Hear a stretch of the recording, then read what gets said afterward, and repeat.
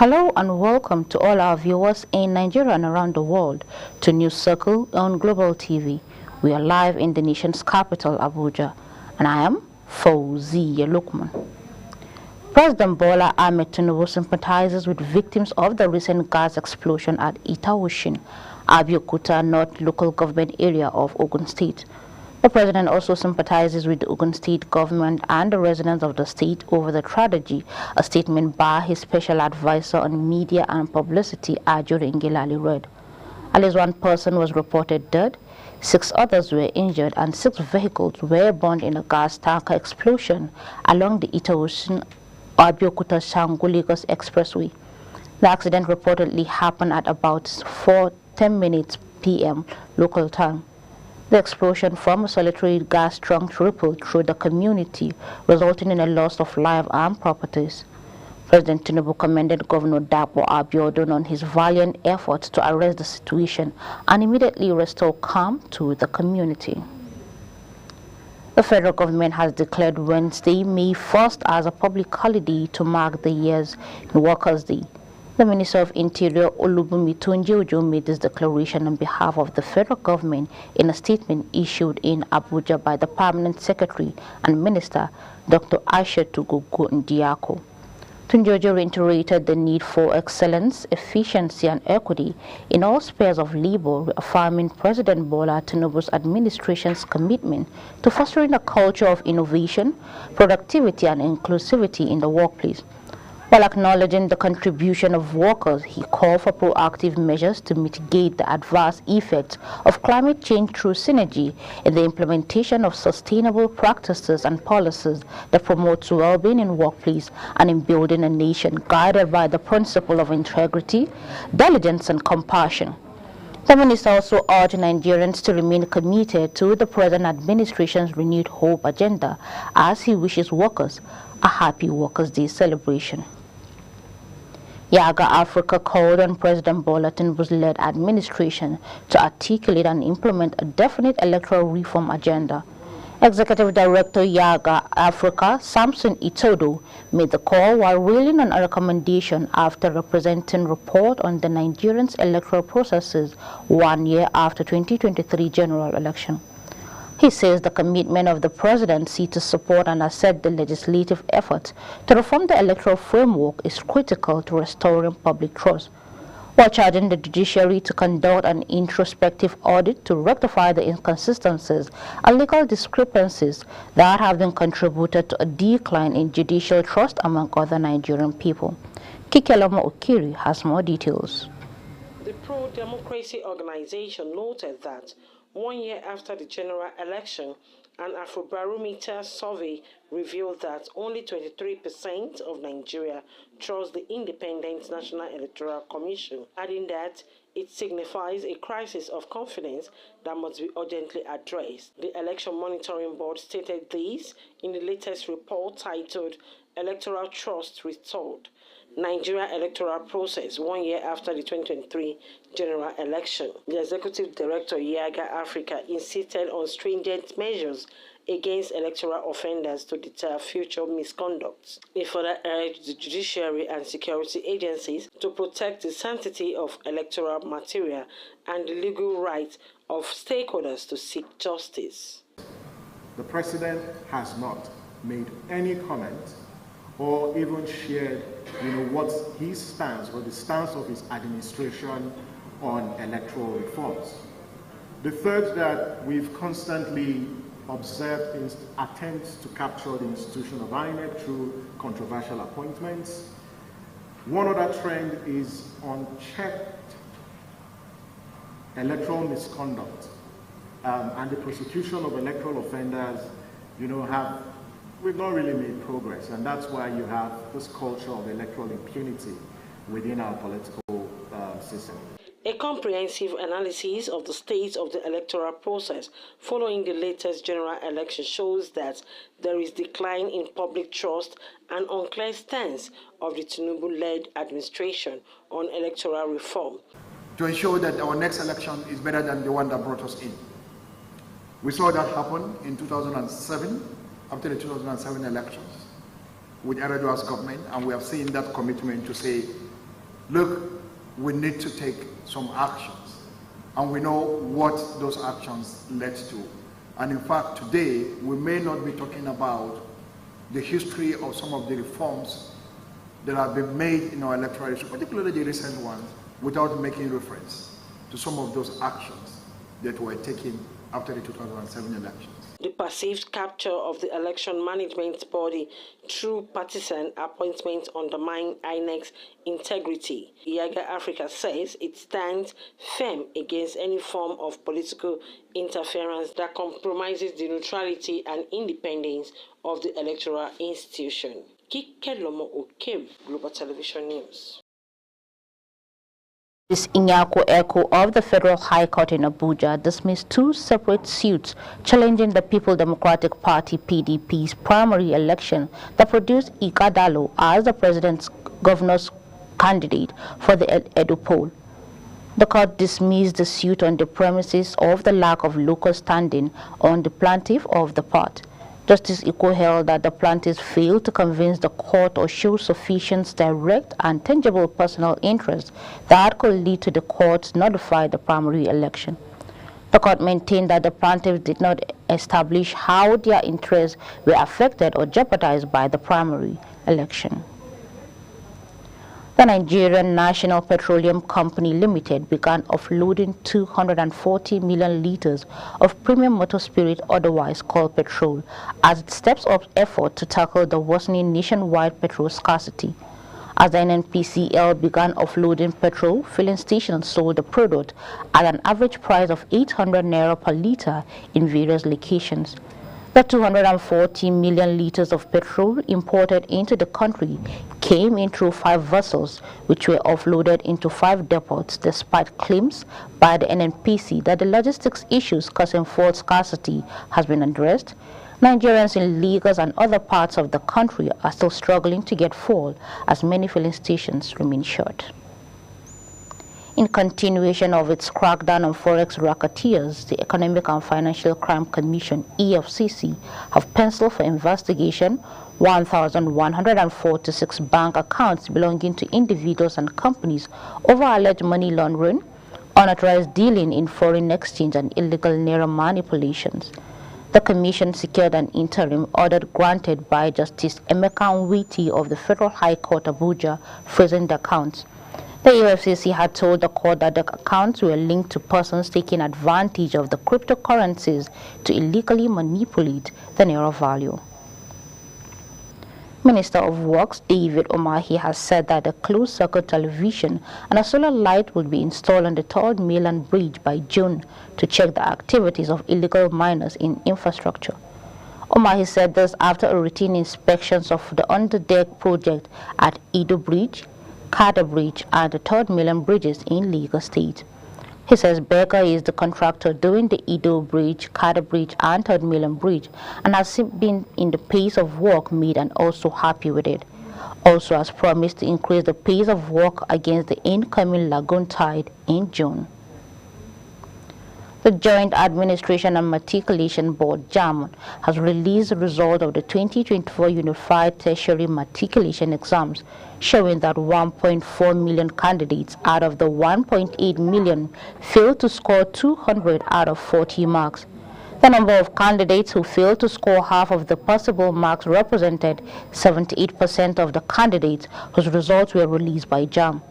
Given a breakdown of the results of 1.8 million candidates released, the board registrar, Professor Ishak Oyedele, noted that 8,401 candidates scores 300 and above, 77,070 scored 250 and above, 439,978 scored 200 above, while 1.7 million scored 200.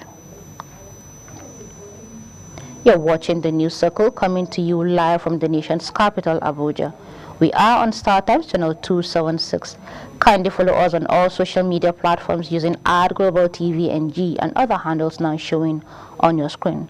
When the News Circle returns, CBN stands firm on NDL policies to curb inflation.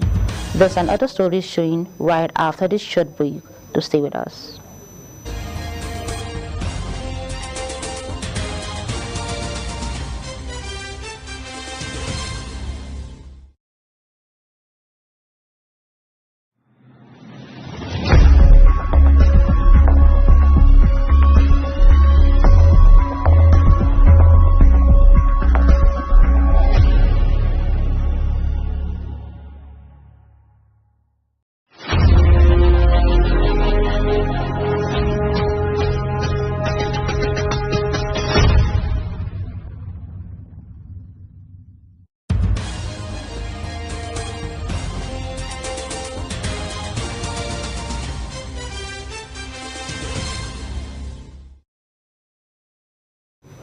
This is Global Television, bringing you live broadcasts of the news circle.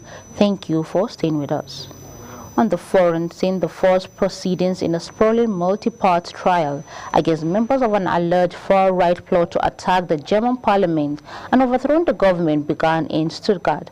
9 members of the group, led by the minor aristocrat and businessman Prince Heinrich, 1/3 Russos, will take the stand in southern western city. They include, among others, a special force soldiers, a former farm-right MP, an astrologer, and a well-known chef. Prosecutors accuse them of preparing a treacherous undertaking to topple the German government. An affair is the most high-profile recent case of the far-right violence, which officials say have grown to become the biggest extremist threat in Germany. And back home in business, where as part of the efforts to increase the gross domestic product of the country, the federal government says it sets to establish solid minerals corporations to private-driven structures. The Vice President, Federal Republic of Nigeria, Senator Kasim Shettima, disclosed this while declaring open a 2-day roundtable summit on substantial development of mining industries in Abuja. Sharon Ajay has the details. The Vice President, who was represented by the Nasarawa State Governor Abdullahi Sule, stressed that the establishment of the corporation will attract more investors into the sector, adding that 50% of the revenue will go to private sector, while 25% will go to Nigeria at large, and the remaining 25% will go to the government's purse. He further disclosed that the federal government will launch a lithium producing company in Nasarawa State in the next few weeks, which will be producing over 4,000 metric lithium per day. Nigeria is blessed when it comes to solid minerals. And indeed, solid minerals is the way to go. The minister has said so much about so many things that I wanted to have said. Everywhere you see Mr. President now, in every country he has gone, the minister has become the senior minister. I'm the junior minister. I think the president is now the senior minister of solid minerals. Because what I see him doing is, everywhere he goes, he will say, in Nigeria, we have the highest purity of lithium. In Nigeria, I say, this man who's teaching you about lithium? And this is what is actually, going on, because the lithium is the direction to go. We have not had any next meeting where the minister was invited to come and make a presentation, but he had taken it, and the moment he said 50% of this structure is going to be private sector driven.